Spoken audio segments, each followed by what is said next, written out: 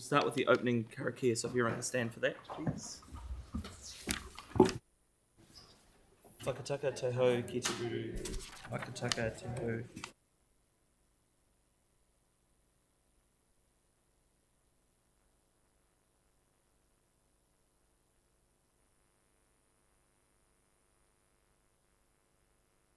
Great, thank you. We don't have any apologies at the moment, so we'll move through that. We'll just note the declarations of interest. There's a item 11, 12, 13, 14, and 20 in public excluded as well. We've got the minutes from the previous meeting. I'm happy to move them. Tim's happy to second. Tim's happy to second them. All in favour? Against? That's carried. We don't have any deputations, do we? No. And we don't have any petitions. So Peter. Oh, boy. Yep, great. Come on up. There's that.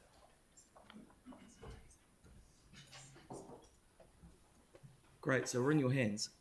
No mai, haere mai, tēnā koutou katoa, ko Kedsley, tōka wunga whānau, ko Boyd O. Good morning. I'm here for Peter Ryan. He's not available to be here this morning to present to you the organisation's performance results forecasts as at the 31st of October 2023. These particular forecasts represent year 3 of the long-term plan 21-31. In summary, the forecast results for the delivery of community levels of service remain generally stable at 82.2% delivery. For capital project delivery, the key projects are on forecast to meet at 92%, while the delivery of non-key projects shows a small decline to 78%, generally due to changes in the numbers of projects that are currently being reported. For the capital program planning, this is planning for future years of the capital program. The forecasts are showing improvement across both sets and trending towards delivery for year end. Across the financial targets for operational budgets, there is a small surplus after carry forward, whilst the delivery of the overall capital program to the approved budget remains stable from the September forecast. More information for both of these, both the operational and capital program, can come in the reports that are to follow. In regards to the the community level of service delivery, you've got the list of exceptions for showing as your attachment A. The current forecast at 82.2 does show very similar to the pre-audit annual report result for the last financial year. The main reason for this is that the implementation of recommendations that were proposed with the year-end performance report, which asked that we continue with reporting exceptions not met the previous financial year as amber until such time as evidence is provided that the results have or will be met. An example of this would be our resident survey satisfaction measures, of which there are a number in here.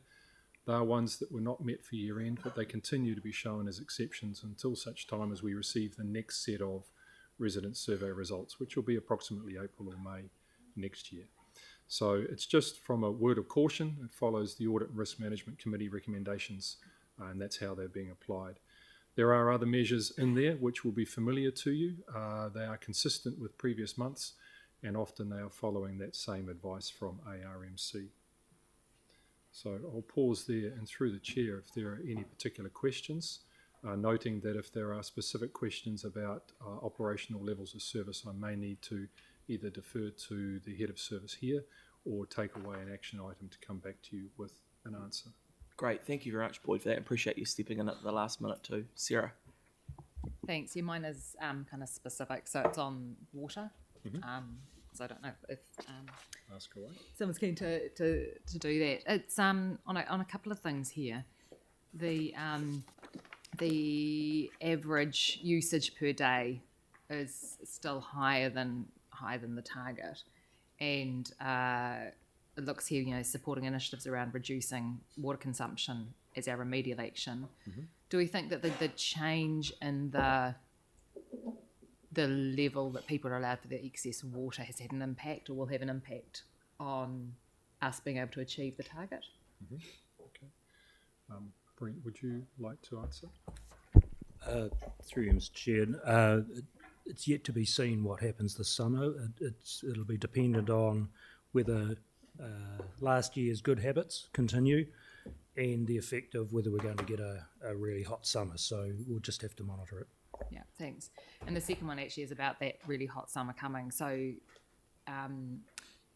since last week when we had the Three Waters report, I've been doing some more work, the stuff that's happening in Wellington at the moment, and the expectations that they have around the hot, dry conditions, meaning that the land dries out and you get a lot more pipes opening up that had been just sort of minorly cracked, those kind of things, and the amount of gearing up they're having to do for summer with that expected additional leaks. And I'm wondering what planning we've got in place so that we're proactive rather than reactive for gearing up for the expected additional leaks and things we're likely to get over summer. It's a bit of chicken and egg, that sort of question, because as you say, the unexpected leaks, we don't know when they're going to happen. We had a massive blowout on the corner of Garlands and Opawa Road last night. Yes, we did. We don't know when they're going to come, but part of our normal planning is we're continuing with all of our CCTV work. We have our grade 4 and 5 pipes that we're actively working on to repair, so that's the best that we can do. We know the areas of town that and the types of pipes and the condition of them that we're keeping a close eye on. Yeah, it's just that we know that when we had that other, the last really hot, dry summer, sort of maybe 3-4 years ago, where we had fires and bits and pieces, that actually our water leaks were up, and there was a whole pile of work and complaints that we got a long way behind on our leak repairs, and we had to put in a whole pile of extra funding to try and catch up. And I'm just wondering whether there's evidence that shows that we should actually be gearing up a little bit more early rather than just waiting till things happen. At this stage, no, but I'll take your comments on board and take it back to our planning team. That'd be great, thanks. Anyone else? Great. Yanni? I just had to restart the computer, so I've lost the place. But I was just interested in the footpath assessment, if we've got any sort of time frame for that new tool being done with the university and HEB. Might be a Lynette question. The AI tool's being used at the moment to undertake assessments, so it's out working with one of our contractors right at the moment. Right. Just underway. So when will we know, like, when will we have, like, the city assessed in terms of the footpath conditions? My understanding is we're planning to have it completed over the next 12 months. Right. Okay. And then there was just another question I had around that the road maintenance. There's just comment there that we're, in terms of prioritisation, we don't have sufficient budget. So I'm just flicking through. So I'll just get to it. But there was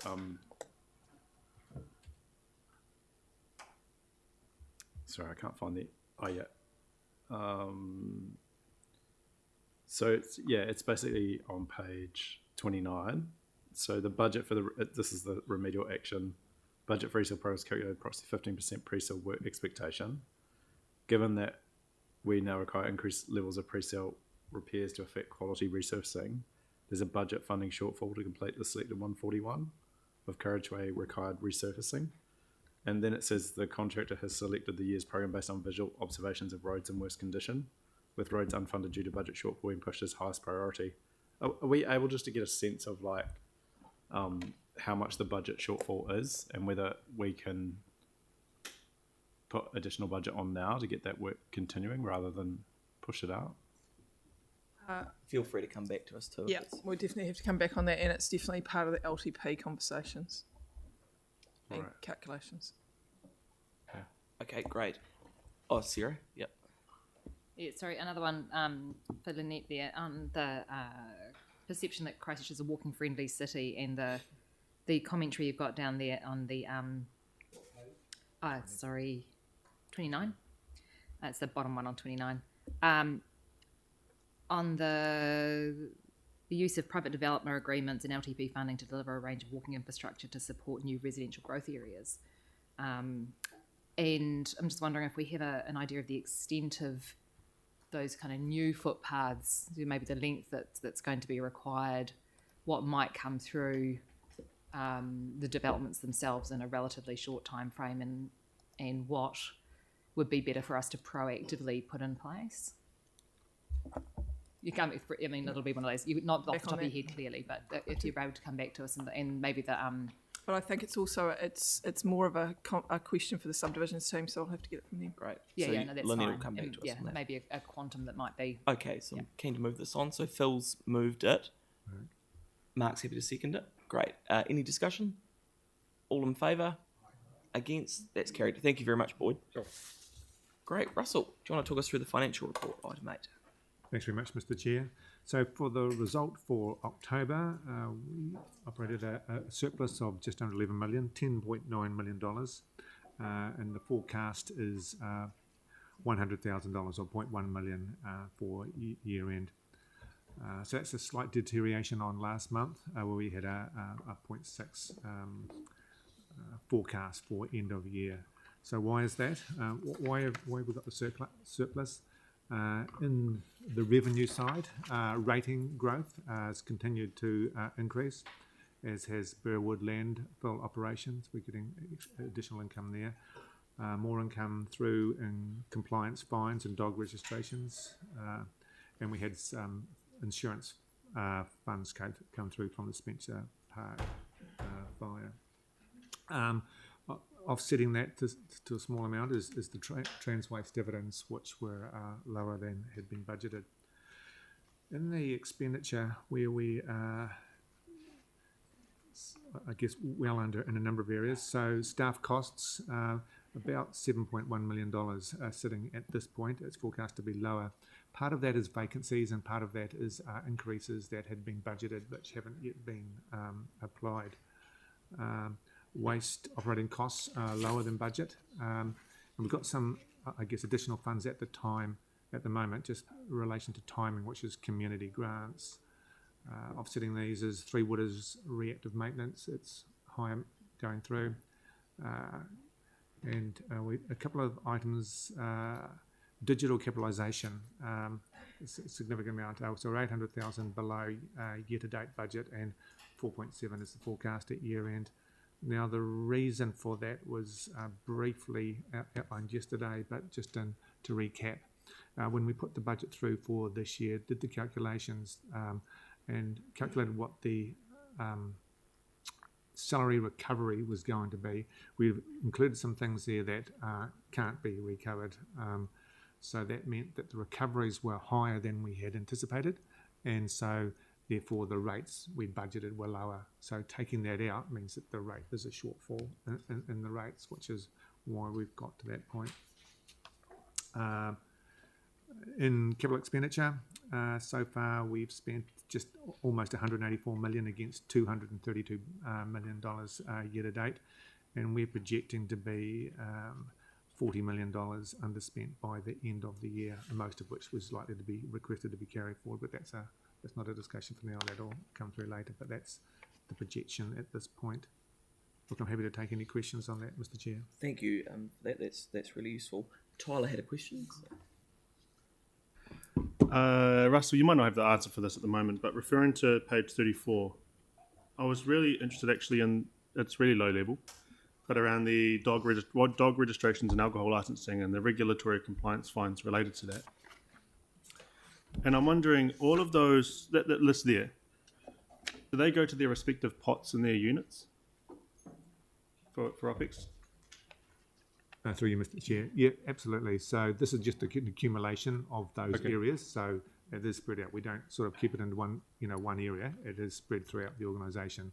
So this is a summary of those different bits. Yeah. Okay, so for example, just to be clear, say for example someone gets fined for having late registration for dogs. It goes back to the animal control unit or the animal unit. I'm pretty sure it does. I can confirm that. Okay, no, that's fine. Thanks. Anyone else got any questions on? Oh, Pauline. Yep. Just a quick one on 6.5.1, timing delay in Crown contribution for Te Kaha, 10.8 million. What is that? Anything to be concerned about, or is that just a? Through you again, Mr. Chair. No, we it's just the timing of when we get the grant. There's no concern. It's just the regular pattern that they have. So that's Right. Okay. Yeah. Thought I'd better ask. No, that's a We don't good end question. up paying for the whole thing. No, it's a good question. Great. We're all good. Okay, I'm happy to move that. Tim looks like he's happy to second it. Any discussion? All in favour? Against? That's carried. Thank you very much, Russell, for that. Thank you. Andrew, I saw you. Oh, yeah. Do you want to come up to the table? Thanks. So, item 9, the capital program.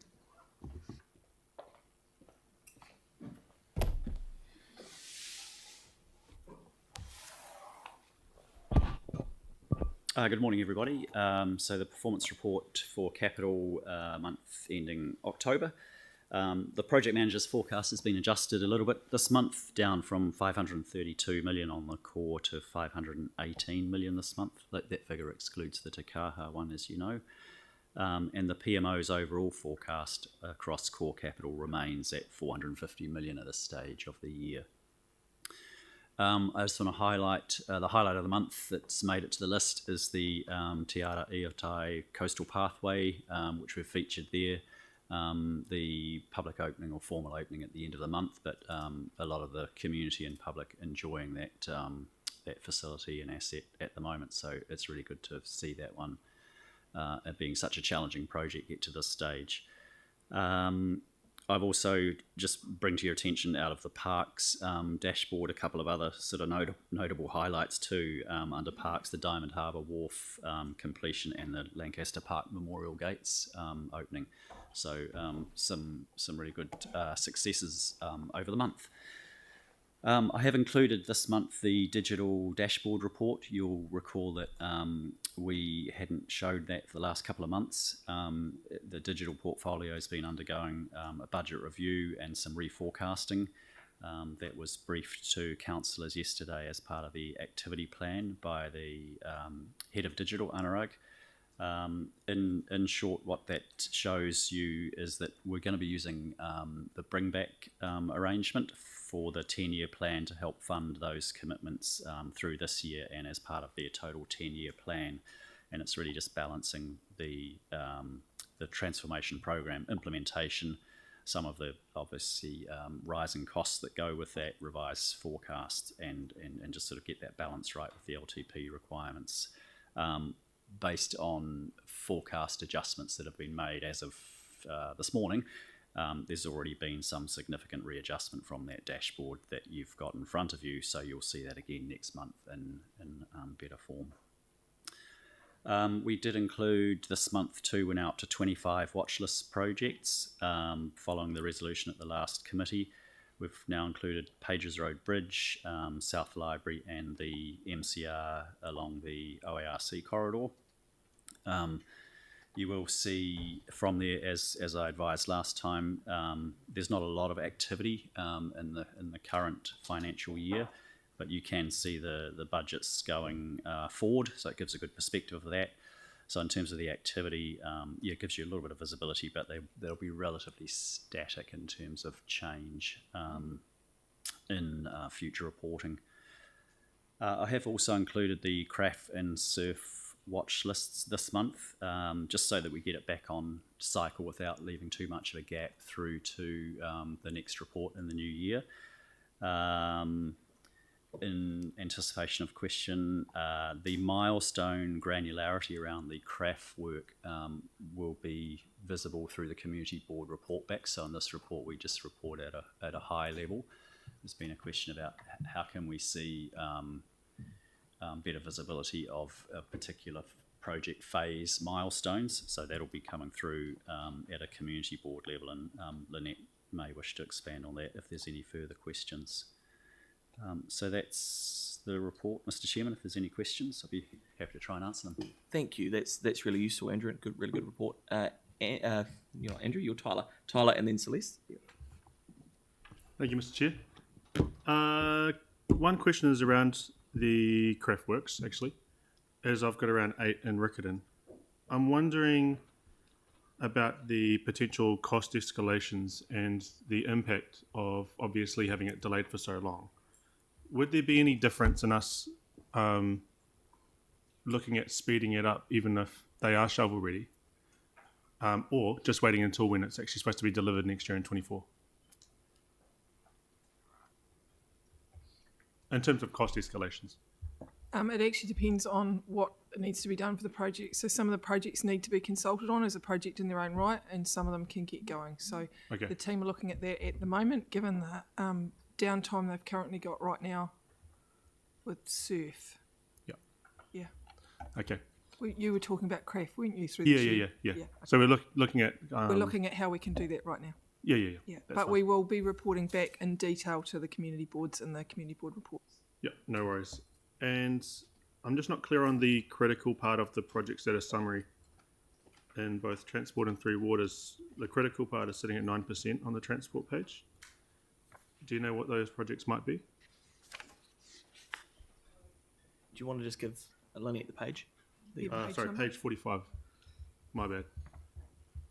I can just help answer that one through you, Mr. Chairman. There's a little bit of commentary in that top left-hand box that that summarises that. I mean, there's a lot of projects that make up the transport portfolio, but those ones that trigger red, we've said in that last couple of sentences, factors contributing to them are budget shortfalls, particularly the Kiwi Rail independencies and some of those program delays as a result of that.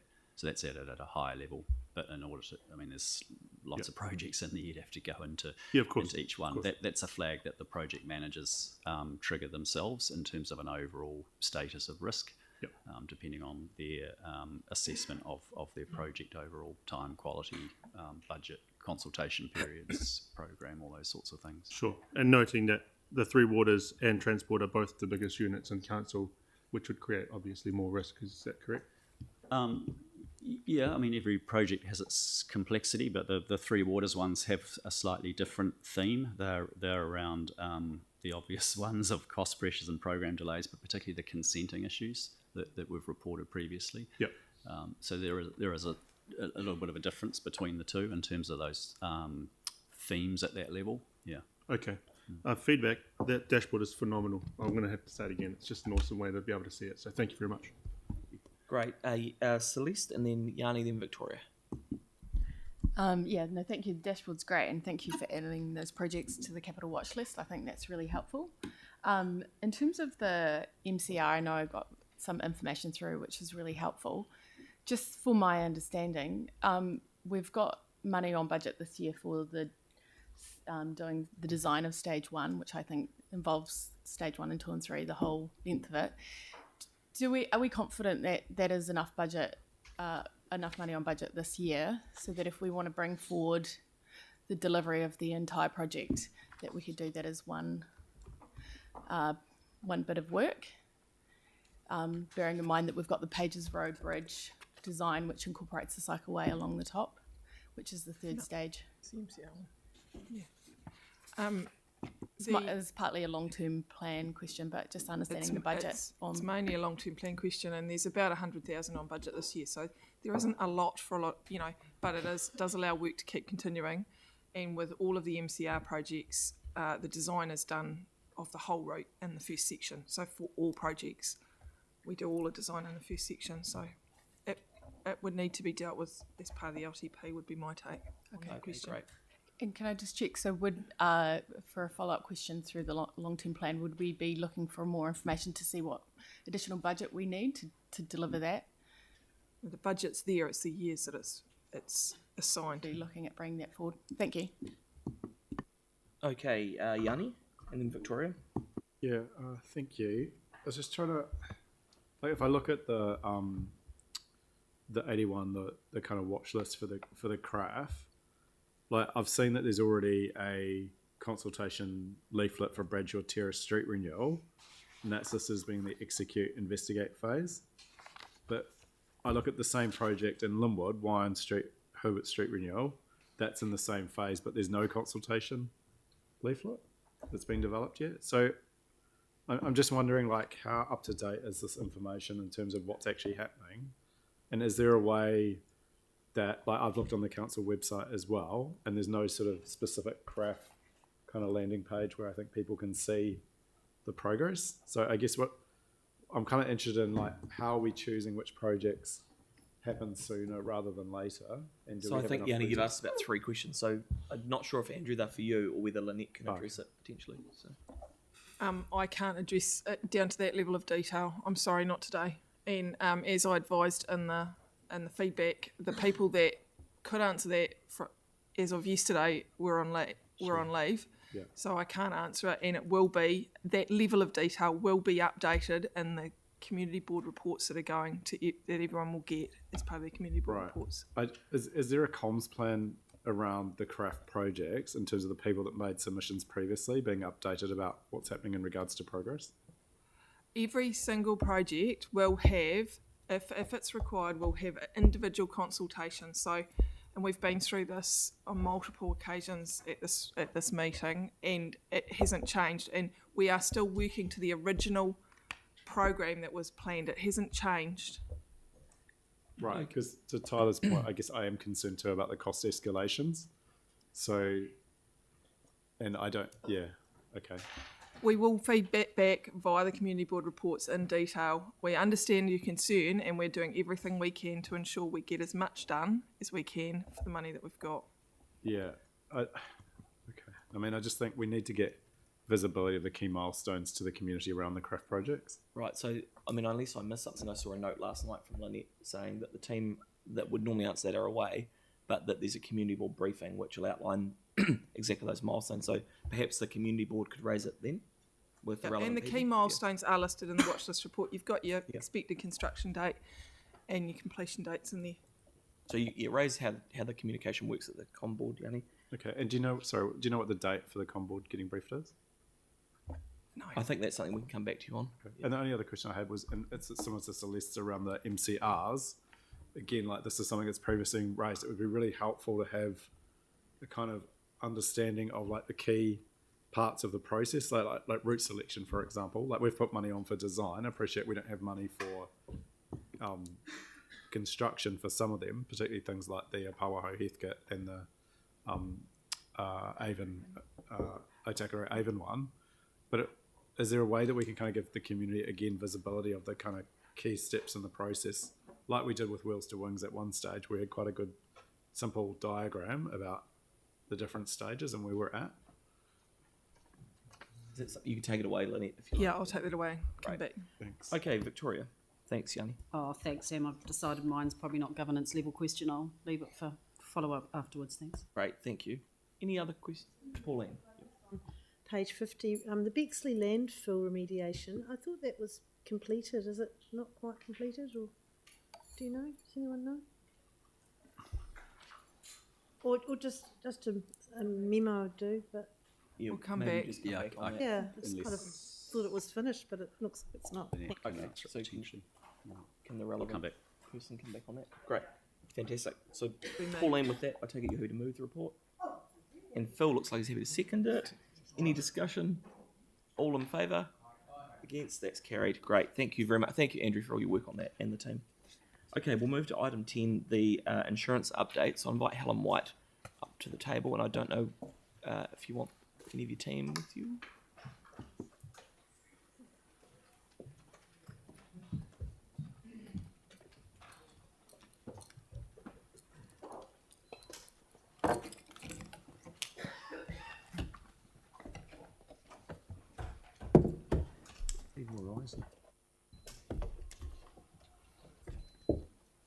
Great, thank you. Take it away.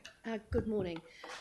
This report is in response to requests made by this committee. As you're aware, the insurance claim relating to the damaged trickling filters is managed by the insurance subcommittee, which reports into this committee and falls within the terms of reference for the subcommittee. So the report sets out the detail of what we are able to share. It covers three aspects: the insurance cover, the investigations so far, and the current state.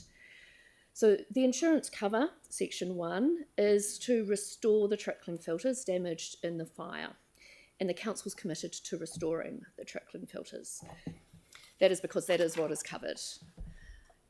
The second part of the report covers the investigations that we've undertaken so far, which has led to a report on what it would take to restore the trickling filters. And the last part of the report is the current state and what is underway. So we have instructed the next stage of design to restore the trickling filters. It's not in the report, but I can share we expect that to take until February 2024. And that stage of that design will inform and lead to a yet more further detailed design and ultimately procurement for the restoration of the trickling filters. And unfortunately, it's not possible at this time to give more of an estimate of how long those processes will take. That is all I wanted to proceed the report with, Chair, but I'm happy to answer any questions, although there may be things I'm not able to answer today. Yeah, thank you very much, Helen and Adrian and the team for all the work. And I just think we should reiterate that it's not that we don't want to share information, it's that we can't do anything that would compromise our insurance position. So if there are questions, feel free, but I just don't want the perception to be we're hiding information. It's just we genuinely can't share it at the moment. Yanni? I'm just looking on our website, and the adaptive recovery plan sort of version that's on there ends in 2022. So I'm just wondering if it's possible that we could get that adaptive recovery plan updated and put on the website as front facing with the new sort of timeframes and other works that are going on. I think that would be helpful for people just to understand, appreciating that you know obviously discussions with the insurance subcommittee, we don't have an end date for that, but having some sort of visibility of what's happening over the next 2 to 3 years I think would be quite helpful. Well, I think, you go, Helen. I'll see what we can do, but at this stage, beyond the February 2024, and even that's a guesstimate, it would be impossible to say. We are doing everything we can to make good progress. Yeah, and they're big numbers. Okay, anyone else got any questions? Sorry, can I just check? Is there a comms plan to sort of update our website with like new information? I think unless I just missed that last answer, Helen said she was going to take away and see what they can do. Yeah. Right. Okay. If I may say, Chair, if anything. Yeah. Okay. Great. Okay. So I'm happy to move this. Kelly's happy to second it. Any discussion? All in favour? Against? That's carried. Thank you very much for your work on this. Okay. Next up, Russell, are you going to do these? Item 11, the annual reports. Yes, thanks, Mr. Chair. Unfortunately, Linda Gibb is unwell, so I'm happy to run through this report.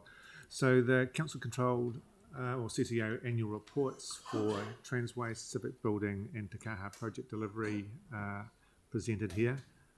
So the reports attached to them is a summary of the salient points against each one of those. So just won't go through all of that, but a late item that came through was the call from Risk Pool. Risk Pool's mutual liability fund that council's a member of, and they had signalled that we might get a call, and so that's just arrived within the end of last week. So just noting that they're requesting authorisation for payment, although it's we really don't have much choice in that option. So happy to take any questions, Mr. Chair, if there are any. Tim's happy to move it. Aaron's happy to second it. Are there any questions? Yes. Just a question, and it's further down in there. Is the number that we owe on this building 50 million? I did have the page, I'm sorry. But you can get back on that. Have you got the page there, Phil? Oh, I did. And I didn't write it down. Sorry. Maybe, Russell, you can just come back. I'll come back there. I just wanted to check what... It is 50 50.3. So just for people out there, and Yeah, 50.324 to be exact. thank you. Okay, great. Any other questions? No. So that's been moved and seconded. Any discussion? All in favour? Against? That's carried. Great, thank you. Cool, thank you. The next one is the resolutions, item 12. Yes, for the AGM, so resolution to, So that's a what is- technicality. It I is a mean, technical paper. Yeah. Yeah. Aaron, you happy to move that? Melanie, you happy to second? Any questions? All in favour? Against? That's carried. Cool, thank you. Great, thank you. And then Russell, you're on a roll. I Yeah, think we are. You'll do There's a few here. the Christchurch NZ quarterly report. Yeah, this is the first quarter performance report outlining where it's pretty much everything's on track as you'd expect after just the first quarter. Great. Any questions on this one? Noting we'll probably have Christchurch NZ in next time for this. We just don't have them in every time. Tyler's happy to move it. Celeste looks like she's happy to second it. Great. Any discussion? All in favour? Cool. Against? Thank you. That's carried. That was a very efficient, Russell. Thank you. Thank you. Well, still going. Yeah. Okay, so next up is Melanie needs to come up and touch you. Yes.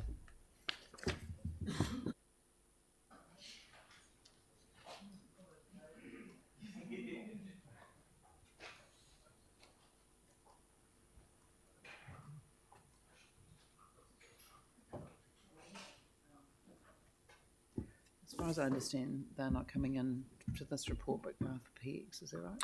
That's quite correct. Yes. So this is the, sorry. Yep. Yeah, so no opportunity for questions then, I guess, unless someone wants to take something away. Could do. So again, this is just a report on the first quarter. Nothing untoward in the report, and traffic light is attached. So yeah, happy to take any questions if there are any. Doesn't look like it. Who would like to move? Aaron and seconded the mayor. All those in favour say aye. Against? Carried. Right, now, so we're going resolution to exclude the public. Move that the public be excluded from the following parts. Great. Any seconders? Kelly, all those in favour say aye. Against? Carried. Right, from PX.